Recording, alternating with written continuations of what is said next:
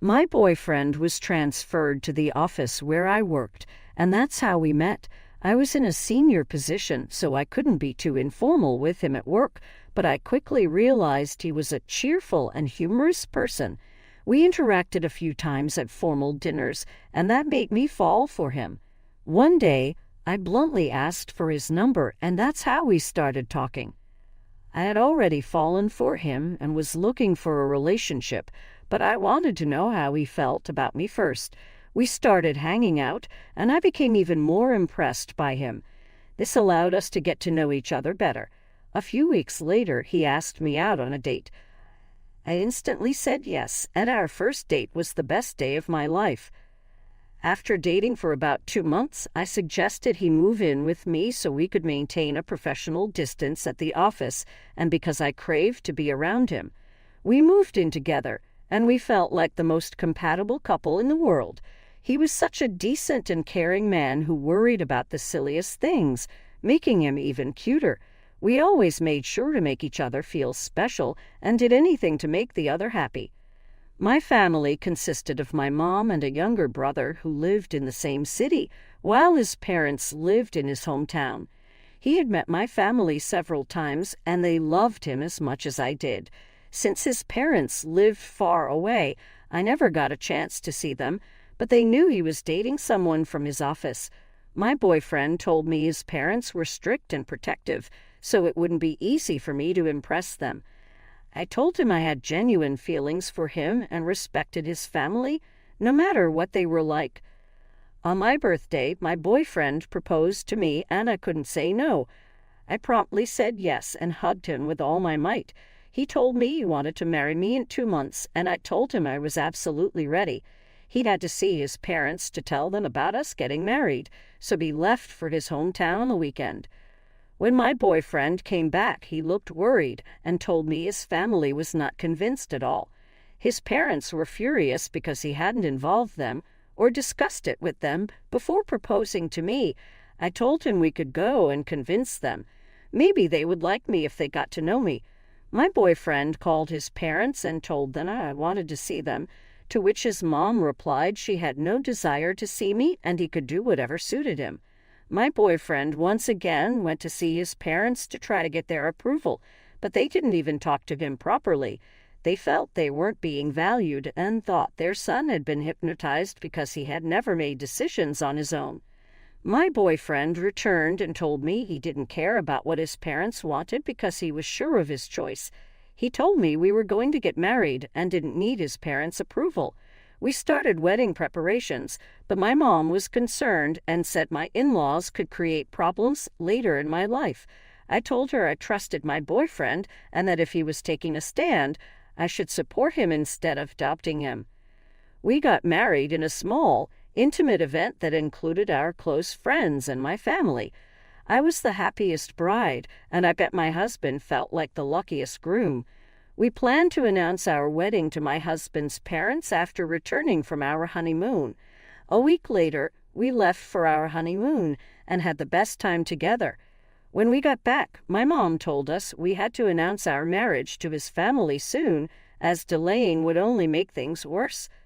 My husband called his parents and told them we got married a couple of weeks ago and couldn't wait to see them. They responded by saying that since he chose another family over them, he could stay with that family because they would never accept him as their son. This worried my husband a lot, and his parents still weren't responding to his calls. A week later, my in-laws finally responded but still spoke rudely. My husband told them he was old enough to make his own life decisions and didn't need their support or approval all the time. His parents threatened to abandon him and never let him see them again if he kept acting this way. Then they invited us to their home, which made my husband glad they were at least willing to see us. I'm not getting a positive vibe from this situation. Just a few days before, his parents were cursing me and saying I had hypnotized their son. Now they're inviting us to their home. I asked my husband what if they had planned something against us. He replied that I was overthinking and making up situations in my mind because I was mentally exhausted. My mom also told me they were just trying to make up with their son, as they couldn't lose their only child. We reached my mother-in-law's house in the evening, and they had arranged a lavish dinner. They greeted us warmly, told me I was beautiful, and said they were glad to see me. I was relieved that they accepted us as a couple and believed they would like me once they got to know me. I was convinced they were just being protective of their son, but my mother-in-law started asking about my family. When I mentioned I had a mom and a brother, she asked if my dad had died. I explained that my parents had separated long ago due to my dad's trust issues. She bluntly said that if my dad had doubted my mom, there must have been a reason. Ignoring her remark, she went on to say that women with such character ruin families. I lost my cool and yelled at her, asking how she dared to say that. My husband tried to calm me down, but I told him I wanted a divorce right away. We left immediately, and I locked myself in my room once we got home. My husband called my mom to talk to me, and she convinced me to open the door. You might think I overreacted, but I know how my mom dealt with her toxic relationship with my dad and how hard she worked to raise me and my brother. I couldn't bear a single word against her. My mom told me not to worry about someone who doesn't matter and to focus on my husband, who is by my side. After my mom left, my husband apologized for his mom's behavior, but said I shouldn't have asked for a divorce on the spot as it hurt him. He assured me he wouldn't talk to his parents until they apologized. A week later, my mother-in-law called my husband and wanted to see him. He refused, saying he wouldn't visit until she apologized. She lost her temper and accused him of being the worst son for disrespecting his parents who had sacrificed so much for him. He told her they weren't entitled to control his life and needed to apologize or risk losing him. After that call, his mom kept texting, accusing me of trying to take him away from his family. I took my husband's phone, called her, and warned her to stop or face consequences. She can respond, but continued texting him to show him what kind of person I was. A few days later, my father-in-law called and apologized for the mess, admitting my mother-in-law wouldn't accept me at any cost. He said he was embarrassed by her comments about my mom and wished he could have intervened.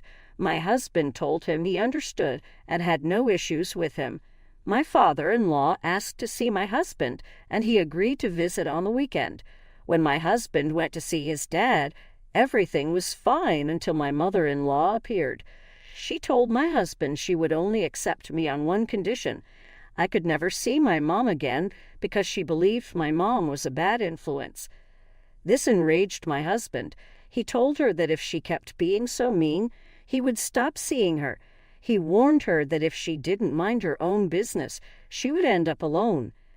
I was amazed to see my husband take such a strong stand for me and my mom. Not caring about our marriage in the face of such an insult to my mom showed his strong character. He stood by my side, refusing to let anyone belittle my mom. Dealing with my mother-in-law was challenging. She was obsessed with her son and self-absorbed, unable to see anyone else in his life. She thought she owned his life because she had raised him. My husband and I both stood up to her rudeness because she couldn't understand love and respect. My husband, 37, and I, 34, have been together for 4 years and married for 2. He has a deceased son from a previous relationship, and I have a son from my former marriage. He and my son, 16, get along fine, but don't spend a lot of time together. My husband says it's because of school, activities, friends, and homework, but I believe if he really tried, he could find the time. My husband visits his son's grave every week, spending a couple of hours there with his phone off. Last week was his son's death anniversary, and my son had a football match. I told my husband it was a perfect opportunity to spend quality time with my son. He said he had already talked to my son, who wanted to go with his friends instead. I suggested we all go together, but he insisted my son should have time with his friends, and he had to visit his son's grave on the anniversary. I figured since we had already celebrated at home, the visit wasn't necessary. He got offended, insisting that visiting the grave was essential, especially on that day. An argument ensued, and I ended up telling him he should make an effort to spend more time with his stepson. He said his son matters too, and that unless I'd lost a child, I wouldn't understand. This upset me because it felt like he was implying I didn't love my stepson as my own and was using it against me in the argument. He left and refused to answer my calls. When my son came home, I vented to him. He told me I was wrong and shouldn't be too hard on his stepdad, who clearly has a lot going on. He said he thinks I'm overreacting and being paranoid for nothing. He assured me that his stepdad does give him time and attention, but that doesn't mean they have to spend every moment together. I don't know. Despite thinking I was hard on him, I feel like he's not making a real effort to spend more time with my son. My son probably said what he did just to get me off his back, but I'm not sure and need outside opinions on this matter. I am a 20-year-old woman, and my 35-year-old sister-in-law recently asked me to dye my hair back to a natural color because my 14-year-old niece wants to dye hers like mine. I have bright blue hair and love it. I've always been drawn to the alternative style and never saw an issue until now. My niece and I are close probably because I'm an adult closer to her age. She's taken an interest in how I dress, looking up to me and drawing inspiration from me while figuring herself out. I think this is sweet. Sadly, her mother seems to have a different opinion. My niece recently started asking for some streaks in her hair, and I guess her constant attempts to convince her parents have annoyed her mother. My niece's color of choice is the same shade of blue as mine, which is why my sister-in-law is now targeting me. One day, she messaged me asking me to tone down my look because it was influencing her daughter. She said she was worried people would think her daughter was a degenerate like many kids in our generation. Obviously, I took this as an insult, because if having colorful hair means you're a degenerate, that's what my sister-in-law thinks of me. I politely told her I wasn't comfortable changing my appearance just because she wanted me to. I tried to explain that my niece was trying to become her own person. My sister-in-law got quite mad that I wasn't going to change. According to my husband, she's always had issues with being told no. She told me that as an adult in her child's life, I should want what's best for her child, and that I'm a terrible aunt and role model if I let people judge her child for copying my punkish look. I was highly offended. I love my niece, blood or not, and I like to think I'm a good role model. I try my hardest to be someone she can look up to and come to when she needs help. But apparently my blue hair makes me a bad aunt. I told my sister-in-law that my job was to be a loving support system, not necessarily a role model, and that she should talk to her daughter about what she really wants instead of attacking me. My sister-in-law got even madder and said my niece wouldn't be allowed to come over as often until I stopped dressing like a degenerate. I'm heartbroken that my niece can't come over as often now, but I don't want to change who I am. My husband supports me, but my mother-in-law says I'm being in a hole. Ah, yes, nothing convinces a teenage girl to conform like refusing to indulge even the smallest expression of individuality.